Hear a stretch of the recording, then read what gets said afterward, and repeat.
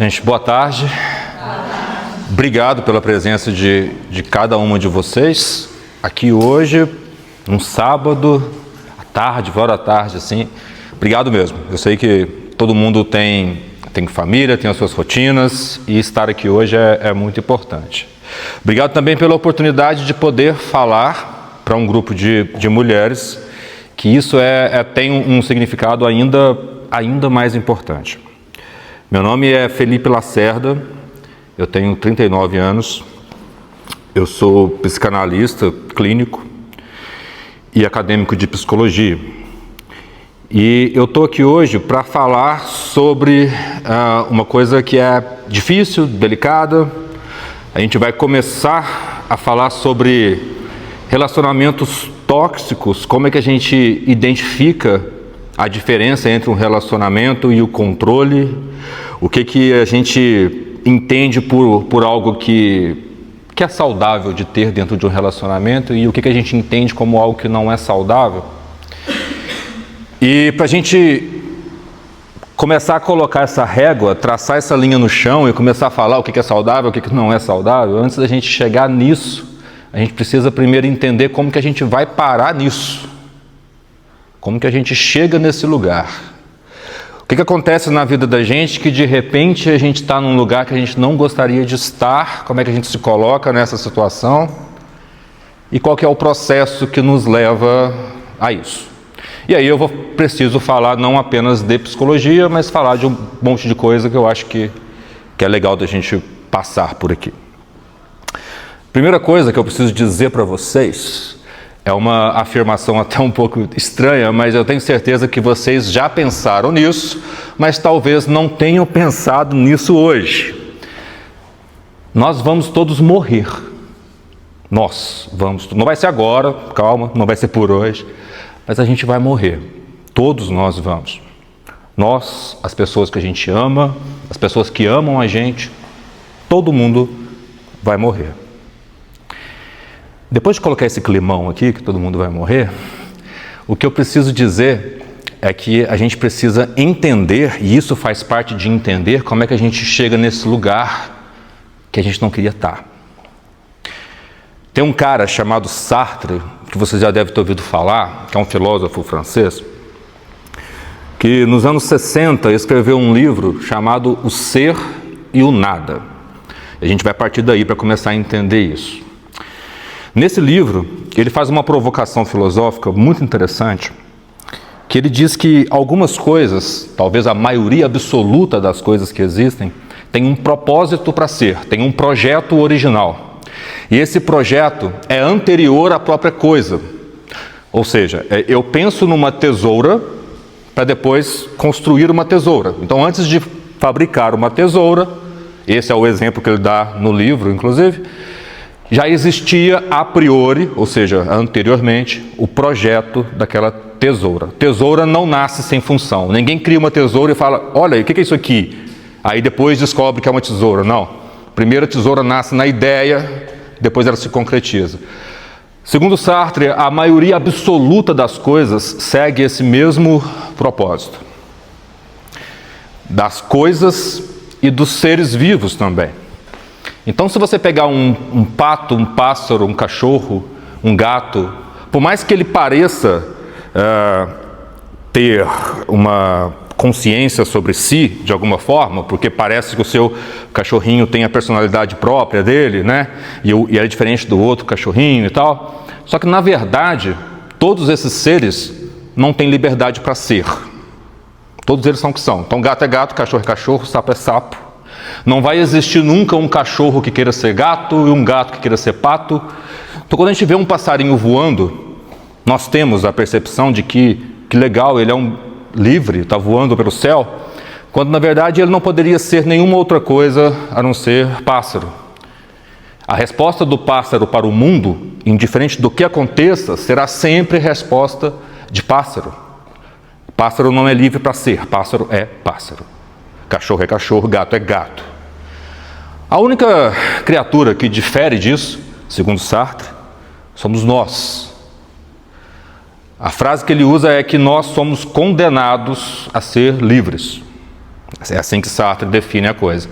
Ser livre parece uma coisa muito boa, né? Mas quando a gente fala assim, nós somos condenados a ser livres, significa que vocês e eu e todo mundo não tem um projeto a priori. Você não nasce sabendo ser gente, você não nasce sabendo ser mulher, não nasce sabendo ser homem, você nasce alguma coisa e precisa se formar alguma coisa enquanto você se desenvolve. Ao contrário do pássaro, que nasce pássaro. Você já viram tartaruguinha nascendo na praia? Que coisa linda que é. Ela sai do ovinho e já vai direto. Ela já é tartaruga. Segundo 1 de vida, primeiro dia da tartaruga, ela já é tartaruga. Tartaruga não sofre, tartaruga não sente angústia existencial. Ela já nasce sabendo o que é, vive sabendo o que é e morre sabendo o que é. Eu tenho 39 anos e talvez eu não saiba ainda tudo o que eu deveria saber sobre ser quem eu sou. Quando a gente entende que a gente precisa inventar a nossa própria vida, encaixar, achar qual é a nossa, sacar qual é a função nossa nesse rolê todo, aí a gente começa a entender por que às vezes a gente se coloca em situações tão complicadas, emocionalmente e intelectualmente. Porque, na verdade, ao contrário da tartaruga, você não nasceu com um manual de instruções. Você não nasceu sabendo como que é ser você. Como que é seu nome? Nayara. Nayara, infelizmente, não nasceu sabendo ser Nayara. Infelizmente. Eu, Felipe, nasci sem fazer a menor ideia. Talvez dos animais que existem, o ser humano seja o mais frágil dentre eles. Ao passo que se soltar uma criança nos primeiros meses dela sem a mãe, ela vai perecer. Ela não tem como sobreviver sozinha. Um cachorrinho até consegue, um gatinho até consegue. Ele funciona melhor com a mãe por perto, mas ele consegue, pelo próprio instinto dele, sobreviver de alguma forma. A gente, até no mais básico da fisiologia, a gente não consegue se virar muito sozinho. A gente aprende a ser. Aprende a ser. Então, independente do modo como que você aprendeu, se você aprendeu bem ou se você aprendeu mal a ser você, esse ser você pode significar ainda uma série de outros problemas, porque... como é o seu nome? Lucilene. Lucilene, você trabalha com o quê? Ou você não trabalha? Eu estou desempregada agora. Tá, mas você trabalha com o quê? Você já trabalhou antes? Já. Muita coisa. É? E você? Gabriela. Gabriela. Você trabalha com o quê, Gabriela? Psicóloga. Interessantíssimo. Gabriela, você queria ser psicóloga desde pequeno? Não, né? Quando é que você descobriu que queria ser psicóloga? Eu já era adulta, eu estava caminhando para outra carreira, e aí eu não me encaixei nessa carreira, buscando áreas. Eu sempre gostei de estudar, eu queria fazer o vestibular porque eu gostava de estudar. E aí eu falei, sabe que ele tem que ler muito, porque eu gosto muito de ler. Aí eu fiz psicologia para treinar. Sim. Isso eu conheci uma psicóloga, no dia da prova ela ficou sabendo que eu ia fazer o curso e me falou só que você acha que é isso. Acho que tá bem. Eu descobri que eu queria ser psicóloga já fazendo psicologia. Você já começou o curso e depois você descobriu que queria ser. Entendi. Se você não tivesse conhecido a psicóloga, se você não tivesse lidado com uma referência positiva da psicologia, talvez você não fosse psicóloga hoje, né? E é assim com todas as profissões. Você faz o que faz da vida porque em algum momento você teve uma referência positiva que te levou a se construir em cima disso. O que acontece é que às vezes as nossas referências não são tão positivas assim. E lembra o que eu falei no começo? A gente vai morrer, todos nós vamos morrer. A consciência disso, ao contrário do seu cachorrinho que está lá na sua casa de boaça, porque ele não está preocupado, ele não sabe que a vida dele vai acabar, ele não sabe que o tempo dele está passando, ele não tem consciência disso, até onde eu sei, ele não tem consciência disso. Então até onde nós sabemos, o seu cachorro não sabe que vai morrer. Você sabe. Isso coloca muita angústia em você a partir dos primeiros momentos que você começa a pensar no assunto. Então, quando os primeiros momentos que você começa a pensar na finitude da vida, porque alguém que você gosta morreu, geralmente acontece assim, né, na criança, aí o papai explica o que é a morte de alguma forma, a partir desses primeiros momentos, você começa a sofrer com esse incômodo. Vai acabar. E aí? O que você faz com essa informação? Essa angústia de não saber o que fazer com essa informação faz com que você, muitas vezes, queira fazer parte desesperadamente de tudo que está envolvendo outras pessoas. E aí na nossa sociabilização e no nosso desenvolvimento psicossocial, na adolescência a gente faz parte de tribos, no recreio da escola a gente está com as pessoas que mais colam com as nossas ideias, e na vida adulta a gente começa a reproduzir as coisas que a gente teve como referência de como que deveriam ser, para tudo. O que é ética, o que é moral, o que é relacionamento, o que uma mulher faz, o que um homem faz, qual que é o papel dos dois, e quando os dois estão juntos na mesma casa, qual que é essa dinâmica. Nada disso você sabe. Na real, ninguém sabe. O que você vive é um espelho do que você vai coletando ao longo da tua vida, porque você nasceu sem nenhuma informação e você é filho de pessoas que também nasceram sem nenhuma informação, e aí elas tiveram que construir esse existir na vida delas. E quando você nasce, na oportunidade de te explicar o que é, eles não têm nenhuma outra informação a não ser o que eles mesmos tiveram. Ou seja, o que o seu pai e a sua mãe ensinou é o que ser pai e mãe significa para eles. Quando a gente está numa relação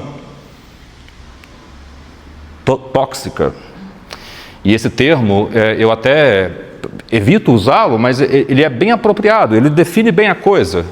Eu evito usá-lo porque a gente fala muito disso e acaba banalizando o conceito, sabe? Tudo vira tóxico.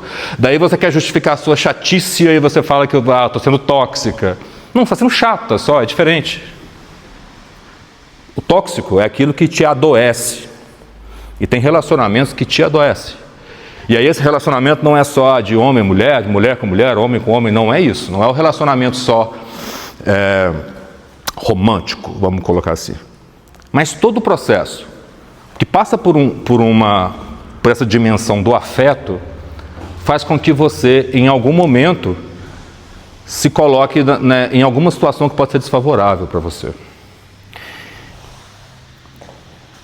Eu tenho certeza que cada um de vocês está nesse projeto com a Renata, não é à toa. E as histórias são diversas, cada um está aqui por um motivo diferente, mas todos, talvez passem por esse mesmo questionamento, sabe? Como é que eu me coloquei nessa situação? Como é que eu cheguei aqui? Como é que eu permiti que isso se instaurasse na minha vida?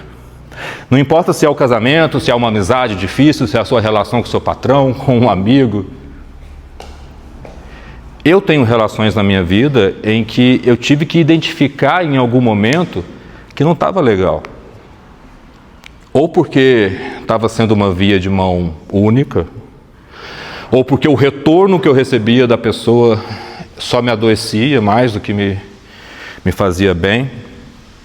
E quando a gente está nesse lugar de afeto, a gente tem dificuldade de enxergar as coisas. Tudo que envolve as relações de afeto, e eu estava conversando sobre isso hoje, elas não são, geralmente, não são racionalizadas. Porque o afeto faz uma impressão dentro de você muito mais potente do que a razão. Então, quando você gosta de alguém, em qualquer dimensão, o seu senso crítico sobre o que é tolerável numa dinâmica humana fica um pouco mais flexível. Porque você entende, aquela pessoa, ela falou isso porque ela tem intimidade comigo, ou ela fez tal coisa porque... Você vai relativizando as coisas, e essa relativização é própria do afeto. Porque se o afeto for duro demais, nenhum ser humano se relaciona com nenhum outro ser humano. Vocês concordam comigo? O ser humano é bem difícil, bem espinhento. Eu sou uma pessoa bem difícil. Então, se não for pela dimensão do afeto, se relacionar comigo, minha namorada está ali, ela pode afirmar isso para mim. Se relacionar comigo, se não for pela dimensão do afeto, vira um problema. Porque na hora que eu estou espinhento ali, né, vai chocar com você. Então o afeto, ele flexibiliza essas coisas, né?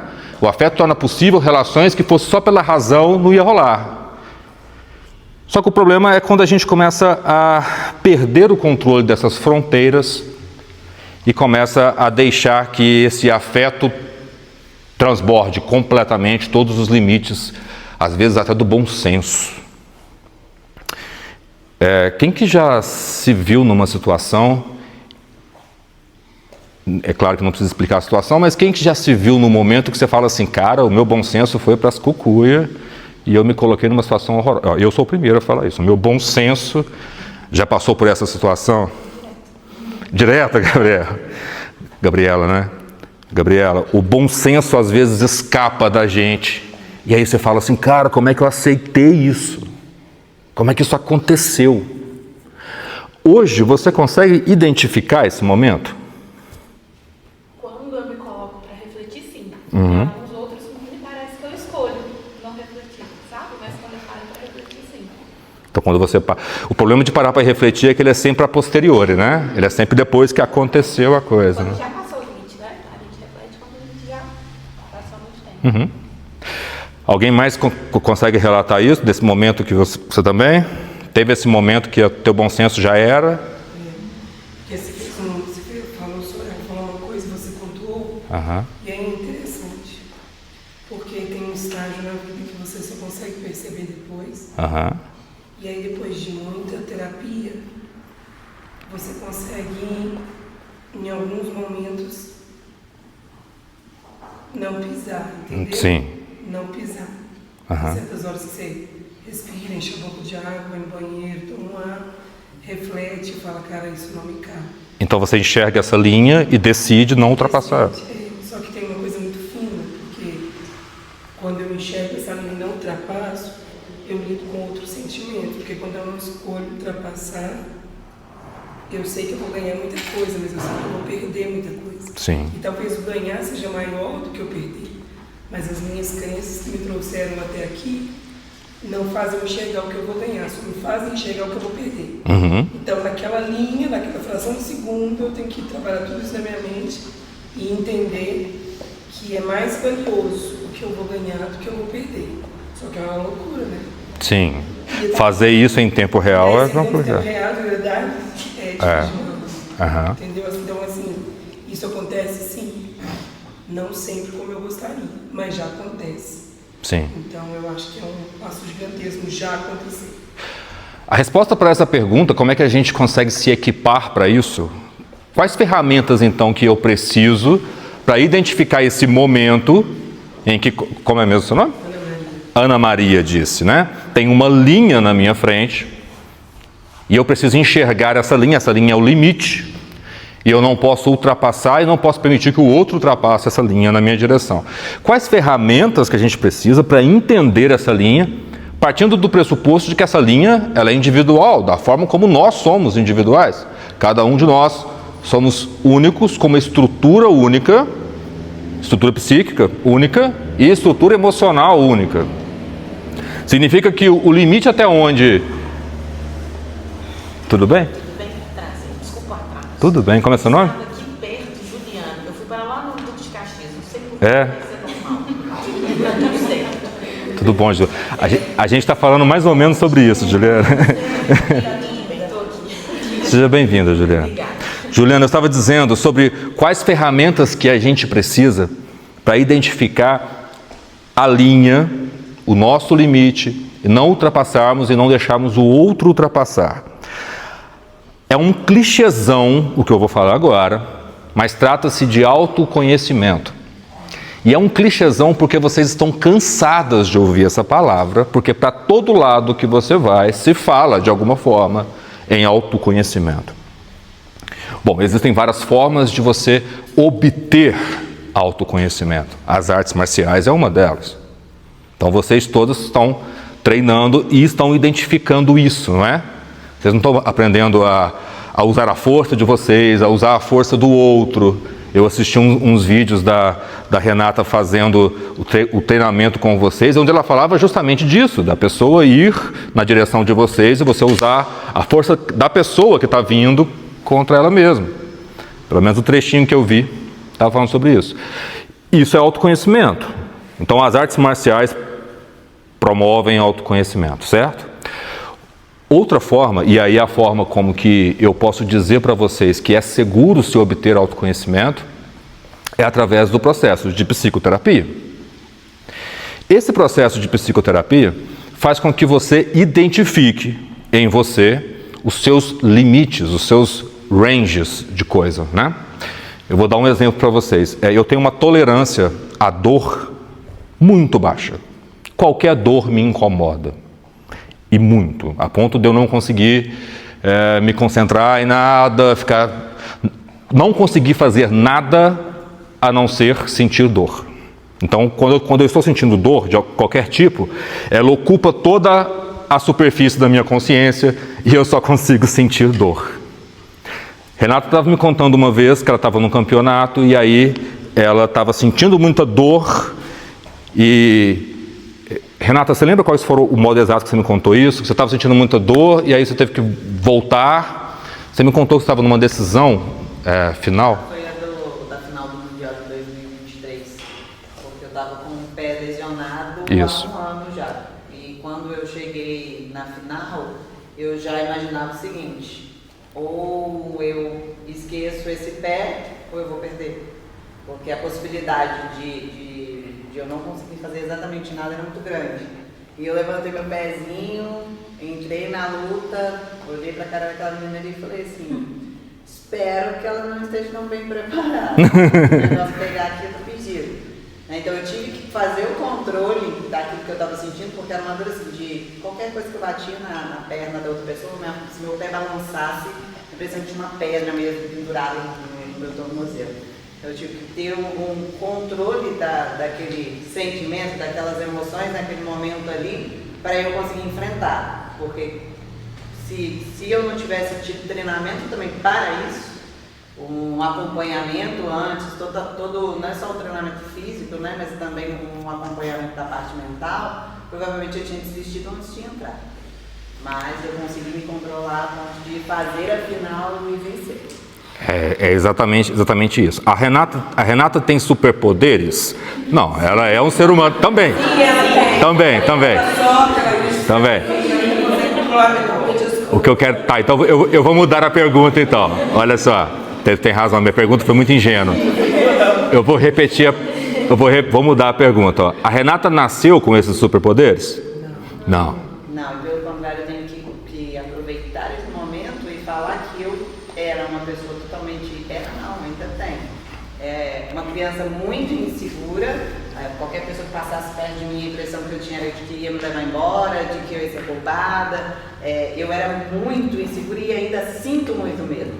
Eu não falo assim: Renata, você entra lá e não sente medo para lutar, não sente nada. Pelo contrário, parece que eu estou vendo um leão. Só que aí eu preciso entrar para dentro de mim e lembrar: mas quanto tempo essa leoa treinou?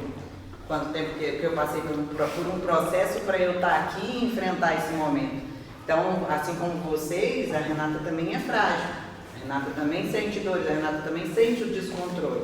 Só que eu achei um local, algo para fazer para canalizar. Isso, obrigado, Renata. A canalização do seu autoconhecimento é o caminho que você vai seguir para dentro. A primeira vez que eu conversei com a Renata foi numa entrevista, e eu estava entrevistando ela e ela me explicou o que significa dojo. O que significa dojo? Como? O que significa dojo? O lugar do caminho. É o lugar do caminho, exatamente isso. Então, a Renata encontrou o lugar do caminho dela através das artes marciais, que levou ela ao autoconhecimento. E o que ela explicou para a gente aqui agora é que, embora ela não tenha nascido com essa habilidade, essa habilidade foi desenvolvida para dentro dela, né? Nesse momento em que ela está lá tomando uma decisão, ela está nisso que a nossa amiga aqui acabou de descrever. Você tem uma escolha, você sabe o que precisa fazer e você calcula o que você ganha e o que você perde diante disso, porque você traçar o limite e defender essa fronteira significa também perdas. Você ganha, sobretudo em auto-respeito, alta capacidade, alta autoconfiança. Você ganha uma série de coisas quando você começa a traçar limites. Mas você perde um monte de coisas também. Você consegue imaginar o que você perde? Alguém pode me dizer o que vocês perdem quando você traça o limite? Você já traçou um limite? Como é que é o seu nome? Bruna. Bruna, eu gostei dos seus óculos, Bruna. Legal. Bruna, quando você traçou o primeiro limite na sua vida, o que você perdeu? Eu acho que a gente ganha algum desconforto. Não é muito confortável quando você não está acostumada a colocar limite, quando você coloca, vem um desconforto. Vem um desconforto. Esse desconforto está em você ou está no outro? Não, em mim, né? É em você. Sim. Você fica desconfortável diante desse momento. Eu perdi vários amigos. É? Porque você estava traçando limites? É isso, né? É. Por que isso acontece? Porque você está se conhecendo, sabendo das ferramentas que você tem, descobrindo os seus superpoderes, porque você nasce sem nada disso, e aí você vai desenvolvendo. E por causa daquela urgência que eu estava falando no começo, que afinal de contas a gente vai morrer, a gente não sabe muito bem qual é a função nossa aqui, a gente sabe que vai viver pouco, porque né, a vida da gente tem um limite, a gente sabe. E aí você pensa assim, cara, eu preciso me agrupar com o máximo possível de pessoas, e agrupar com o máximo possível de pessoas, se relacionar com pessoas, muitas vezes é fazer concessões. É eliminar o que você pensa para se adequar ao que pensa ao grupo, eliminar a sua vontade para se adequar ao que o outro pensa, eliminar os seus desejos dentro de uma casa para que você consiga conviver bem com a outra pessoa. E esse conviver bem, se você olhar do agora para trás, você vai perceber que é para o outro viver bem. Não é? Porque quando o outro vive bem, a gente não... sofrer a gente sofre, mas a gente não é agredido com a insatisfação do outro. E essa agressão, ela não precisa ser física para ser violenta, para ser cruel, para destruir. E quando a gente faz essa concessão, permite que o outro exista em detrimento de nós, a gente está permitindo ao outro fazer bom uso da gente pelo bel prazer dele. Certo? Então o outro vai existir, o outro vai realizar os desejos, o outro vai cumprir com as suas metas e propósitos, e você vai se anular. Não é isso que acontece? Como que é seu nome? Márcia. Márcia. Você já se anulou, Márcia, por causa de alguém? É? É sempre prejuízo, né? Nunca sai uma coisa boa disso. Porque cada vez mais a gente vai perdendo a capacidade de se mover, a capacidade de reagir. Você já sentiu isso? Tipo assim, tem coisa na minha vida que se eu tivesse reagido há 2 anos atrás, não teria crescido dessa forma. Acho que todo mundo já consegue visualizar isso aí. Tem essa coisa aqui que se eu tivesse parado isso lá atrás, não teria crescido. Por que você não parou isso lá atrás? Porque a gente quer pertencer. A gente quer estar num lugar pacificado. A gente não quer ser alvo da insatisfação do outro, porque a insatisfação do outro muitas vezes pode ser violenta, muitas vezes pode ser desagradável, ela pode ser ofensiva. E eu estou falando não é só de relacionamento conjugal não, tá? Você pode ter um amigo que você não pode contrariar esse amigo seu. Alguém consegue pensar num amigo aí que você não pode contrariar? Eu tive uma pessoa na minha vida que a gente tinha um relacionamento de amizade. Acho que é importante eu falar sobre isso, porque existem muitas pessoas como essa. Uhum. E ela pratica karatê também. E durante algum tempo virou uma fã, né? Quando eu comecei a lutar. Depois de um certo tempo era muita paixão. Nossa Senhora, era Renata pra lá, Renata pra cá. E eu acabei virando amiga dela também, achava ela uma pessoa bacana, até que começou o controle. Onde? Se a Liege falava mal dela, ou a Liege demonstrava não gostar dessa pessoa, eu precisava odiar a Liege. Se algo fosse feito contra ela, eu tinha que estar do lado dela e a favor dela. Então, esse é um tipo de relacionamento tóxico também, amizade. Sim. Sim. Eu acho engraçado você estar falando isso aí. Gente, eu jurei que eu não ia falar nada. Fale, por favor. Mas é engraçado que eu tô aqui me coçando, de ter chorar, porque quando você busca o caminho te encontra. Encontra, sim. Essa semana, essas 2 semanas eu ando muito angustiada, porque eu tenho vivido muito isso. Uhum. Eu acho que a partir do momento que eu comecei a priorizar muitas coisas na minha vida, em todos os sentidos, profissional, na vida como um todo social, e de falar, cara, por que eu não faço isso? Então eu vou fazer. E aí eu comecei a ser cancelada. Eu comecei a ser cancelada como todas, porque eu era a zebra branca de listras pretas. E eu queria ser a zebra preta de listras brancas, entendeu? Sim, entendo. Porque me faz feliz. E aí, só que as outras zebras, cara, não, isso é diferente, você não faz parte da manada. E assim, ser cancelada dói, sabe? Claro, a gente quer pertencer, a gente quer fazer parte. Mas essa zebra me faz muito bem. Então, você saber que você está fazendo a melhor escolha para a sua vida é muito libertador. Mas é como se você estivesse caminhando, né, mesmo. E essa caminhada sangra, né? Porque ser excluído dói. Então, assim, você se sente bem, mas você sofre ao mesmo tempo. Sim. E se fosse um processo que fosse apenas preto no branco, né? Que ele fosse um processo que é tipo assim, eu me libertei agora e eu percebo que não vale mais isso aqui, ó. Você não vai mais cruzar essa linha. E aí você já tem o rosto de cada um dos inimigos, e é só evitar aquelas pessoas que vai estar tudo certo. Só que não é. Porque essa jornada de autoconhecimento nos leva de encontro à coparticipação no mal que nos aflige. Olha só o que eu falei, olha que pesado isso. A coparticipação no mal que nos aflige. Porque, tudo bem, aquele momento, o problema está centrado, personificado naquela pessoa. Mas quem já trocou de relacionamento e continua com o mesmo problema? Eu fiz isso diversas vezes na minha vida. Porque o problema não está de fato personificado na outra pessoa. Né? E aí você pode assumir isso como um dado a seu respeito, falar, não, eu que tenho o dedo podre mesmo, e é isso. Ou você pode, através de uma jornada de autoconhecimento, e essa é a parte que dói. E dói, cara, dói.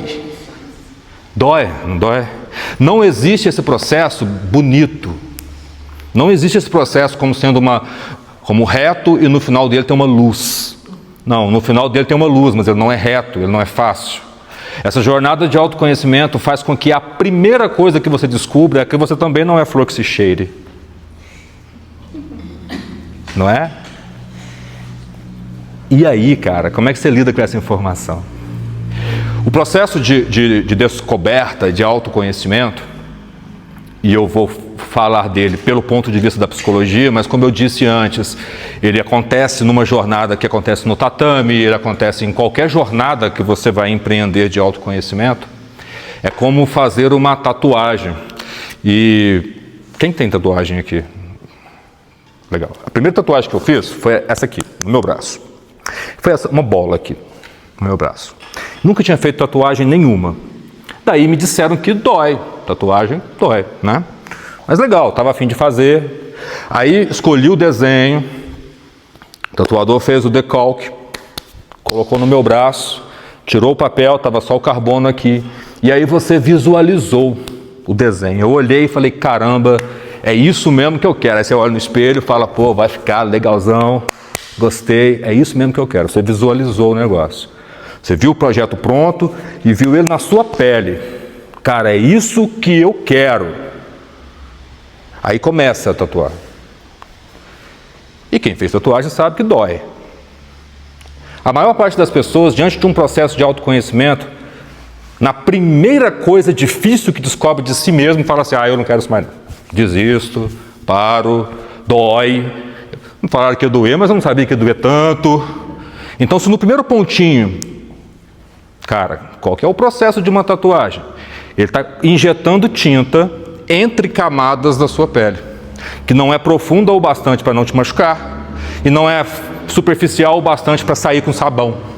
Ele está colocando tinta entre camadas da sua epiderme. Não tem como isso não doer. Isso vai doer. Só que você já viu o desenho, o decalque. Já era o que você queria fazer. Você visualizou o resultado final. Só que começou a doer. Então é nesse momento onde a maior parte das pessoas recua, né? Porque dói, porque é difícil, não é legal. Mas pode ser que você Comece a fazer e você fala, não, eu quero, está doendo, mas vai. E aí no meio do caminho você fala assim, nossa, a jornada toda vai doer muito, vamos mudar esse projeto aqui, vamos adequar. Em vez de fazer a bola toda aqui, vamos fazer só um pedacinho aqui, ó. A gente faz uma meia lua aqui, depois a gente vai adequando o processo. Porque tem coisas que a gente olha, e o processo de autoconhecimento é isso, né? É colocar espelhos na frente de você o tempo todo. Quem faz análise ou qualquer tipo de psicoterapia sabe muito bem disso. A função do psicólogo à sua frente não é te guiar, não é atravessar com você a rua, é segurar a tua mão e servir de espelho para você. Se você quiser passar a vida sem atravessar a rua, o psicólogo vai ficar a vida do teu lado segurando a tua mão. Se você não quiser atravessar tudo, porque é difícil, você vai até o meio do caminho, o psicólogo vai com você para segurar. Ele nunca vai virar para você e falar assim, você tem que atravessar a rua. Não, isso é papel do coaching, né? O cara que dá um discurso motivacional, que vamos lá, gente, subir na montanha, todo mundo. Não é isso. Isso não é autoconhecimento. Autoconhecimento é você entender o processo que você precisa passar. Certo? Então, quando a Renata está dizendo assim para você, vai mais uma, você consegue, levanta, força.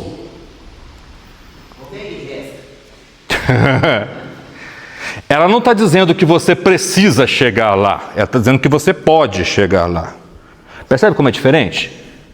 Porque quando eu digo para você que você precisa fazer isso, eu estou dizendo para você que tem um jeito de você viver a sua vida. Só que não tem. Eu sinto muito, não tem um jeito de você viver a sua vida. Esquece. Não tem. Não existe manual de instrução para essa história, saca? Não tem, não adianta. Ah, mas o pastor falou que tem. Não tem. O padre falou que tem. Não tem. O psicólogo falou que tem. Não tem. Esquece, cara. Não tem jeito de viver a sua vida. Jeito certo de viver a tua vida. Certo? Não tem. É você que tem que elaborar qual é a tua história, qual é o teu caminho nesse rolê todo. Tu não nasceu tartaruga, você não sabe o que é. Você precisa descobrir no processo. O que é uma pena, porque eu adoraria ser tartaruga, nascer sabendo qual é a minha função nessa história. Você não. Então você pode estar com um projeto lindo da tatuagem, aí você fez, aí começou a doer muito. Aí você fala, não, então vamos mudar esse projeto. Eu quero uma tatuagem. Não dá para ficar sem. Mas vamos mudar, vamos começar por um desenho pequenininho aqui, porque vai doer menos e tal. E aí você vai elaborando caminhos, porque também se descobre a vida enquanto se vive, né? E aí você vai elaborando. O que importa é você entender o processo e passar por ele.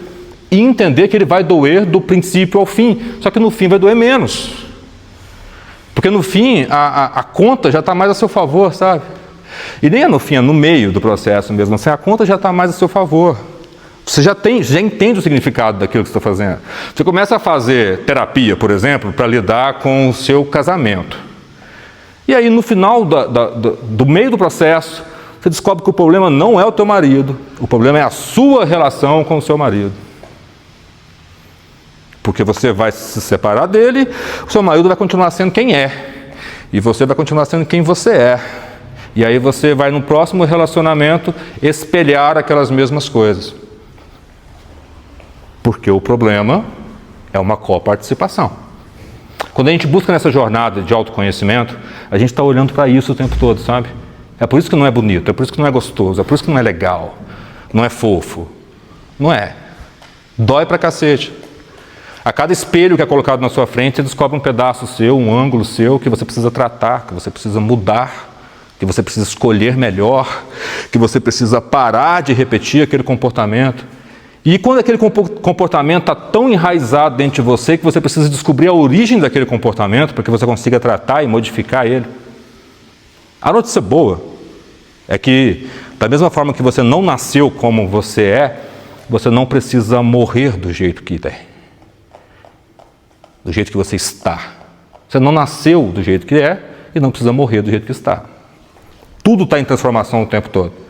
É isso que Sartre quis dizer com você é condenado, nós somos condenados a ser livres. É uma condenação mesmo. O jogo é teu, te vira. Quem que você é? Quem que você vai ser? Hoje você amanheceu como? E é muito difícil saber de nós mesmos, é muito difícil. É muito mais fácil eu entender, eu vou passar a partir de agora a ser o que a minha namorada acha de mim. É muito mais fácil, porque na dúvida eu pergunto para ela: e aí, Patrícia, como é que eu me comporto nessa situação? Aí a Patrícia vai dizer: porque você é assim. E aí eu me comporto com aquilo. É muito mais fácil. Me apoderar de mim mesmo é um processo complicadíssimo, doloroso, mas absurdamente necessário, porque há muito mais felicidade e satisfação em existir, porque existencialmente isso faz muito sentido. Quanto mais você existe para o outro, quanto mais você existe para corresponder a expectativas quaisquer que não sejam as suas, menos você tem vontade de continuar vivo. Muitas pessoas estão tão esvaziadas de si mesmas que a morte parece uma ideia boa. Porque está muito esvaziado de qualquer sentido da existência. Porque você se afastou de você de tal forma que parar de existir parece até uma boa ideia. E isso acontece porque você não tem gozo algum em ser você mesmo. Não tem nada que te agrada em você mesma, porque você está tão distante de você que faz muito mais sentido deixar isso para lá. Acho que todos nós já pensamos isso, pois não?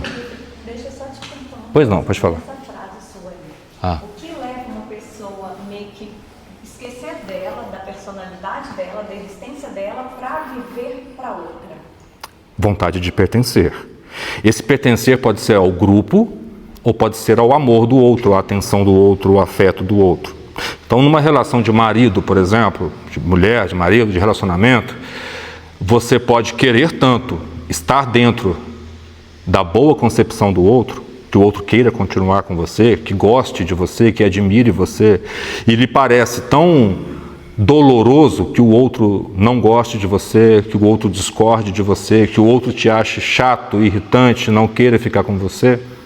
Esse processo de dependência emocional, ele nasce da nossa vontade de pertencer. A gente quer o outro. A gente quer que o outro queira a gente. Na maior parte das vezes, quando a gente se vê nessa situação complicada de se anular para caber dentro do outro, é porque a gente está muito afastado da gente mesmo. Ou pior, a gente não sabe a menor ideia de quem somos nós mesmos. Então, quanto menos você sabe de si, mais você acaba se anulando, porque você não tem... Para quê? Você vai defender o quê? Eu vou bater o meu pé no chão e fincar a minha vontade. Eu vou bater o pé no chão. Mas nessa situação não entra personalidade? Exato, mas que personalidade? Se eu vivi minha vida inteira correspondendo ao grupo, que personalidade eu tenho? Que personalidade sou eu? O que eu gosto? Eu prefiro amarelo ou azul? Eu gosto de sal ou de açúcar? É muito mais difícil, entende? Se eu vou bater o pé no chão e fincar a minha vontade, eu preciso primeiro saber qual é a minha vontade. Se eu vou defender que você não ultrapasse os meus limites, eu preciso entender quais são os meus limites. Tem gente que aceita brincadeira e piada, tem gente que aceita menos, tem gente que é mais tolerante e menos tolerante. Isso é possível de identificar se você entender qual é a sua relação com a piada. Não é? E tem piada que eu, Felipe, aceito de boa, piadas horrorosas, pesadas. Que você vai ver eu rindo dessas piadas e falar assim, esse cara é doido, tá rindo de uma piada dessa. Mas tem temas que para mim são mais sensíveis. E aí esses temas, às vezes a piada nem é tão pesada assim, mas aquele tema me pegou. Entende? É possível, só é possível, a partir do momento que eu começo a me conhecer, a saber quem sou eu. E decidir quem sou eu também, porque isso não é uma coisa dada. Como eu falei várias vezes aqui, a gente não nasce sendo porcaria nenhuma. Então você decide coisas sobre você. Não, eu sou assim. Eu decidi que eu sou uma pessoa que não aceita essa brincadeira aí não. E aí você, na primeira confronto a isso, né? Porque você finca o pé no chão e fala assim, ó, a partir de agora, e aí você ensaia no espelho, né? A partir de agora, não vai rolar essa porra comigo mais. E aí você está num confronto com o outro e você se percebe fraco diante disso. Você não consegue sustentar. O outro contra-argumenta, o outro força a barra e você cede. É um processo, entende? É um processo. Você acabou de descobrir aquilo sobre si. Você tem 15 minutos de experiência em ser você mesmo. Você não vai conseguir sustentar isso diante do outro. Mas quanto mais experiência você tem em ser você mesmo, mais você consegue sustentar aquilo na frente do outro. E ainda assim, vai ter momentos em que você vai negociar. E está tudo bem. Desde que você faça isso do ponto central de você mesmo. Você faz isso sabendo quem é você. Você faz isso sabendo o que você ganha, o que você perde. É mais engraçado, quem nesse fosse não é engraçado, é horrível. Sim, claro. Quem é essa pessoa? Quem é esse ser humano que tomou conta de mim agora? Isso. Porque você quer na hora, você vai primeiro no automático, eu tenho que fazer isso, né? Aí você começa a tipo, nossa, que legal fazer isso, que eu tô me sentindo melhor assim. Sim. Mas quanto mais você vai andando, você vai tendo que essas linhas começam a ser mais grossas, você tem que se posicionar. Aí quando você nas linhas grossas, você fica assim, não, deixa eu voltar lá atrás, porque eu não sou essa pessoa. Isso, eu fui demais, né? Deixa eu voltar. Voltar lá atrás para ser aquela pessoa que você era. Você também está com medo de ir para frente para ser outra pessoa que você quiser. É por isso que a gente precisa saber bem, né? E aí é autoconhecimento mesmo, tá? É você todos os dias se dedicar, se conhecer, saber quem é você, saber qual é a sua mesmo. Para que você consiga eliminar esses excessos também, né? Tipo, eu fui muito aqui, deixa eu voltar um pouco. Aí eu fui pouco, eu fui fraco aqui, preciso fortalecer isso mais. Eu crio playlists no Spotify com músicas que eu gosto e na hora que eu vou ouvir as músicas eu pulo elas. As músicas que eu escolhi para colocar lá. Se nem a minha vontade eu respeito de vez em quando, que eu escolhi a música e pulo elas. Eu estou o tempo todo negociando comigo mesmo, né? Então naquela playlist tem as músicas que eu gosto de ouvir, mas nesse momento aqui eu não estou a fim de ouvir essa música não. Ela é bad demais, ou ela está feliz demais essa música, eu vou pular ela. Eu estou negociando comigo mesmo. Só é possível porque eu estou partindo de um lugar onde eu sei coisas a meu respeito. Isso está fazendo sentido para vocês? Quando a gente está numa situação em que a gente não consegue ter voz diante do outro, a gente precisa primeiro voltar para a gente entender por que a gente está mudo, por que a gente está calado, o que está tapando a nossa garganta, que verdade sobre nós é essa que a gente não consegue colocar para fora da boca. De onde que vem isso? Onde que você aprendeu que a sua voz não tem essa força? Quem disse isso para você? Qual a experiência da tua vida que te levou a essa conclusão? Onde você conclui que não adianta nada eu falar.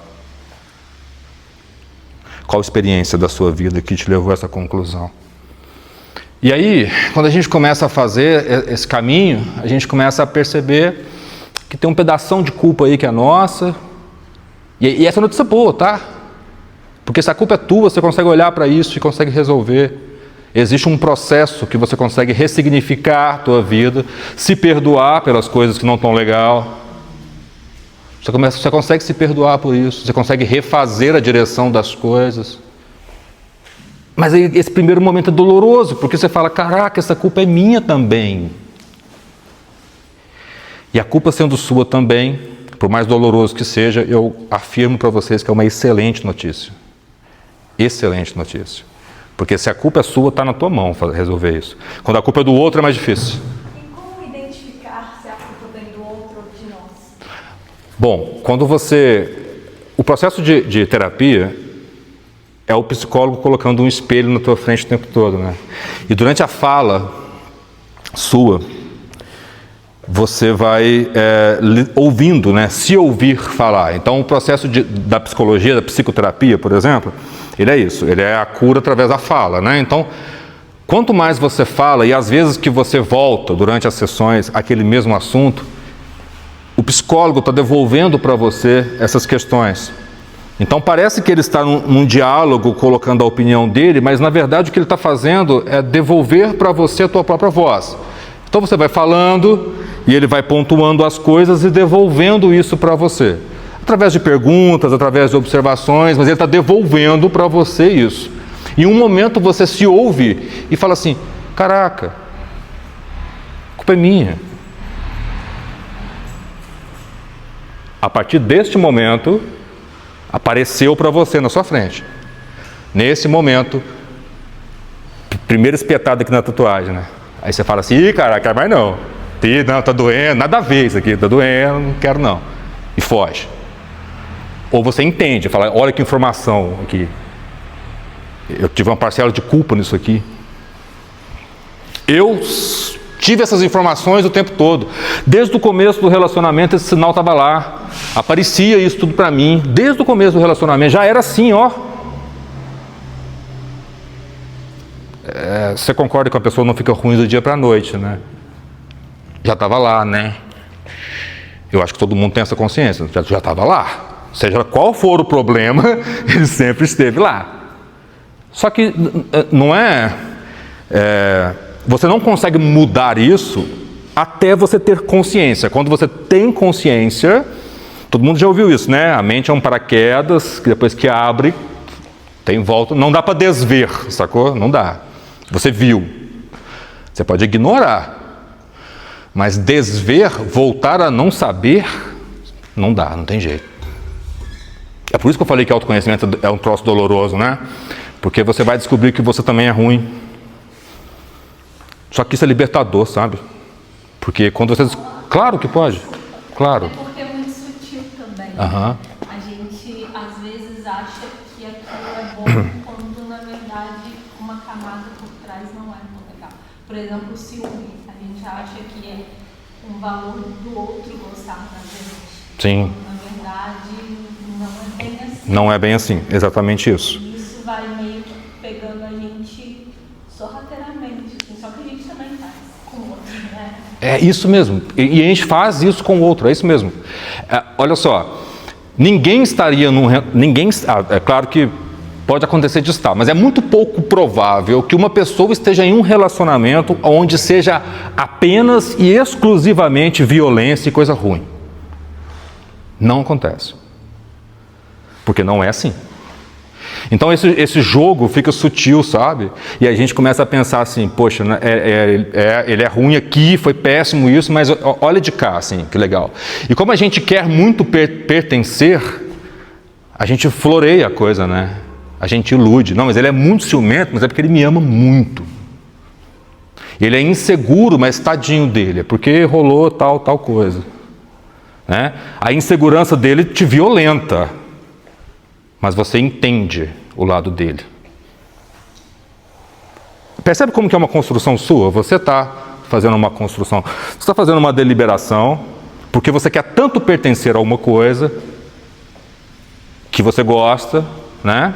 Então na psicanálise a gente fala muito disso. Existe um gozo no sintoma. Ninguém vive algo ruim por anos na vida se aquilo for 100% ruim. Não, algum prazer emocional ou intelectual ela está obtendo naquilo. Eu não estou falando que você tem prazer em sofrer, não é isso que eu estou falando. Sabe aquele papo de mulher de malandro? Não é disso que eu estou falando, não. O que eu estou querendo dizer é que todo sintoma que permanece é porque de alguma forma nós temos gozo naquilo. Eu vou dar um exemplo simples para vocês. Imagine alguém que foi vitimada por uma injustiça social qualquer e aquilo virou uma comoção pública. Então todo mundo se juntou porque viu que foi uma injustiça. Então aquela condição de vítima aplica ganhos sociais na pessoa. Que ela pode sustentar aquele discurso ali por anos. Porque toda vez que ela se posiciona como vítima, ou seja, toda vez que ela sofre, as pessoas olham para ela. Quando ela tem sucesso, as pessoas estão nem aí para ela, mas quando ela sofre, as pessoas olham para ela. Então, quando uma pessoa quer manipular você, por exemplo, a coisa que mais acontece é ela adoecer. É incrível como é que você consegue cuidar de uma pessoa. Você suspende o seu julgamento, cuida da pessoa. Então, quando você está cuidando da pessoa, você não está brigando com ela, você não está xingando ela, você não está apontando as coisas que ela fez com você. Recorrentemente, essa pessoa vai adoecer. Sempre que apertar a corda no pescoço dela, ela adoece. Porque você cuida dela. Entende o que eu quero dizer? Existe um gozo no sintoma. O que a gente percebe para mudar o sintoma é onde é que eu estou tendo satisfação com isso. Porque, obviamente, eu não estou feliz, no geral, quais que são os pontos que eu estou feliz? Porque são esses pontos aí que estão mantendo você seguro, protegido dentro do sintoma. Sacou o que eu quis dizer? Você pode estar vivendo uma situação péssima na tua vida, mas tem alguma coisa ali que te mantém presa no sintoma. Onde que você está gozando com aquele sintoma? Onde é que você está sendo feliz com aquele sintoma?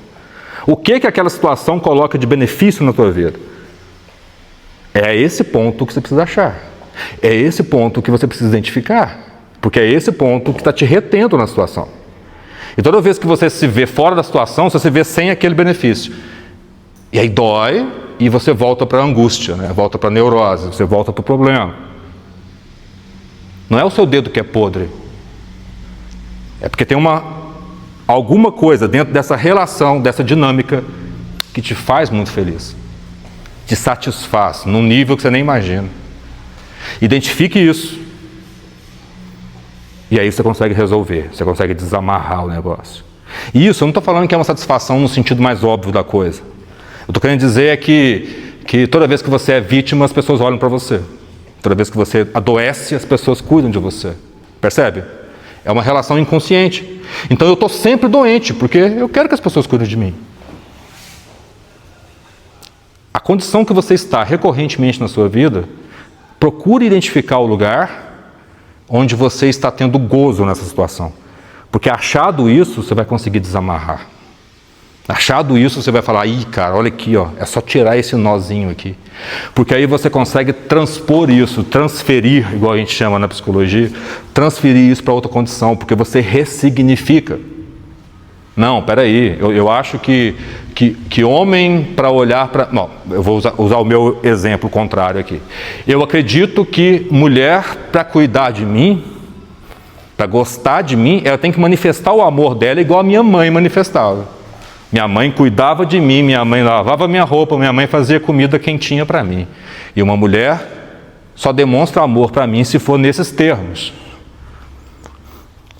Só que vamos supor que eu encontro uma mulher incrível, que gosta de cozinhar, que gosta de lavar roupa, que vai corresponder bonitinho ao amor idealizado que eu entendo como sendo o amor da minha mãe.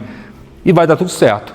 Mas e se essa pessoa cozinha, essa pessoa faz o amor do jeitinho que a minha mãe fazia, e aí eu entendo que esse é o amor. Só que junto dessa pessoa vem um ciúme muito grande, vem um problema muito grande, um controle muito grande. Percebe aonde que eu estou sendo feliz nessa reação? E eu não permito que eu saia dessa relação, porque em algum nível isso está me satisfazendo? Porque aquilo corresponde a algo que eu acreditava que não, amor é assim mesmo, amor é quem cuida, ama quem lava minha roupa, quem lava minha roupa me ama.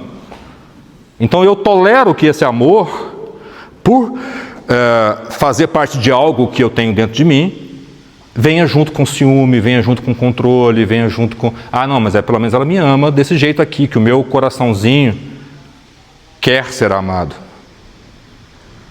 Percebe onde é que você se mete em encrenca? Percebe onde é que você aceita as coisas? Quando você acha esse lugar onde você está obtendo a sua satisfação emocional...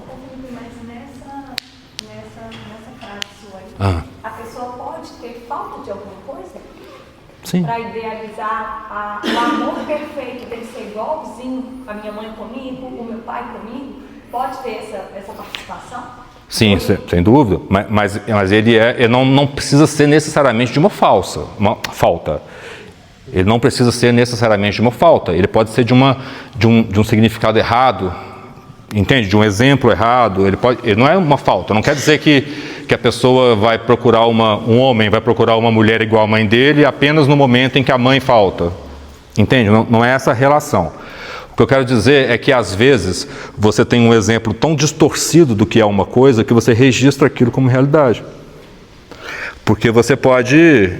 E, cara, isso acontece muito de forma geracional. Você bate no seu filho porque você aprendeu que assim te educou. Você virou uma boa pessoa porque bateram em você. Você faz uma relação de uma coisa com a outra, que definitivamente não é uma relação de causa e efeito. Não é porque você apanhou que você é uma boa pessoa. Mas como na sua experiência, na tua história, foi assim que aconteceu, Você registra aquilo como verdade. Então você educa a pessoa batendo, porque aquilo deu certo com você, funcionou com você. Muitas vezes porque você apanhou na infância que você acredita que o outro pode te desrespeitar. Também. Porque se a sua mãe te batia porque te amava... Sim, eu acho que o outro me ama. Exatamente isso. Percebe como que é uma significação errada e não é necessariamente uma falta? Foi só algo que o seu emocional entendeu errado. O que a gente precisa é identificar isso. A gente precisa achar os pontos que a gente entendeu errado. Porque aí a gente consegue desamarrar esse nó, né? Porque senão a gente repete o tempo todo. A gente está o tempo todo correndo atrás do próprio rabo, assim, sabe? Em círculos. Eu vou ter a oportunidade de estar com vocês em outro momento também, para a gente ter uma conversa sobre um outro tema, mas eu gostaria muito que vocês saíssem daqui dessa tarde com essa ideia, sabe?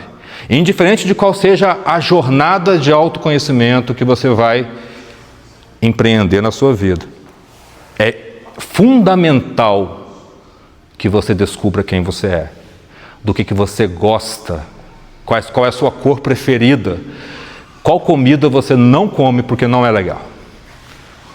É fundamental que você descubra isso e sustente isso. Eu, Felipe, não gosto de jiló. Você pode ser a pessoa mais incrível do mundo, se você me oferecer jiló, eu não posso aceitar. Eu não gosto de jiló, sacou? É isso. Indiferente de qual seja a jornada de autoconhecimento, nós temos algumas já diante de vocês. Tem a terapia, tem as artes marciais, tem diversos caminhos para você se conhecer. Todos eles são válidos, ok? Conheça a si mesmo, que você vai conseguir desamarrar esses nós, porque eles vão aparecer para você. E aquilo que você achava que era destino, aquilo que você achava que era maldição, aquilo que você achava que era encosto, aquilo que você achava que era ação do demônio na sua vida, de repente some.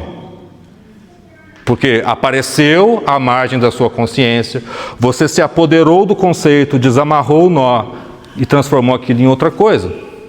Ah, então é porque eu achava que porque minha mãe me amava desse jeito, aquilo era o jeito da minha mãe demonstrar amor. A minha mãe, que não conseguia dizer que me amava, lavava roupa para mim e aquilo ali era demonstração de amor dela. Cuidado era demonstração de amor dela. Às vezes ela tinha dificuldade de verbalizar que me amava, mas cuidava de mim. Então eu significo que quem cuida de mim me ama. E aí eu vou aceitar isso, mesmo que venha com um monte de coisa ruim. Quando eu me apodero desse conceito, eu consigo entender. Aí eu falo, não, peraí, vamos levar isso para outra direção então? Amor pode ser outras coisas também, não é só cuidado, não. E não vale a pena, será que vale a pena eu receber essa violência para receber esse cuidado? Você começa a fazer as contas que a moça aqui estava falando, né? Que é essa linha. Traçar uma linha no chão faz você ganhar e perder. Você precisa fazer essa conta. Só é possível fazer essa conta se você souber o valor das coisas. Só é possível com autoconhecimento. Então, levem isso para vocês. Eu preciso me conhecer, eu preciso saber qual é a minha cor preferida. Porque aí eu sei qual é a minha cor preferida, isso tem poder. Eu sei qual música que eu gosto. Eu não vou em qualquer show porque o outro quer que eu vá. Eu sei qual música que eu gosto. Se eu decido ir ao show com o outro, mesmo que seja de uma música que eu não gosto, que seja por causa de uma... Se identificou aí, minha amiga? Isso, por isso. Então, se eu decido ir num show que eu não gosto, que seja porque eu negociei comigo mesmo e cheguei à conclusão de que eu vou ganhar, é legal, porque eu gosto de ver gente. Vai ser legal. Isso, porque você sabe, negocia, você sabe o peso e o preço das coisas, e aí você negocia. O que não pode ser é você ser veículo sempre da vontade do outro e ser arrastado para lugares que você não quer ir emocionalmente, o que é pior ainda, porque ir a um show que você não quer ir é o de menos. O problema é uma vida inteira sendo arrastada para onde você não quer ir. Faz sentido para vocês isso? Tá. Eu desejo muito que vocês se apoderem desse conceito mesmo, sabe? Descubra qual é a sua cor preferida, para que ninguém nunca mais te obrigue a gostar de amarelo ou roxo, saca? Porque isso faz diferença. Parece ser só uma coisa boba.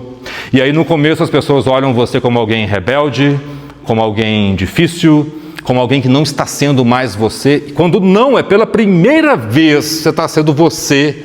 É aquela pessoa que não te conhecia. Pela primeira vez você está sendo você. É o outro que não conhecia ainda. Eu sou isso aqui, ó.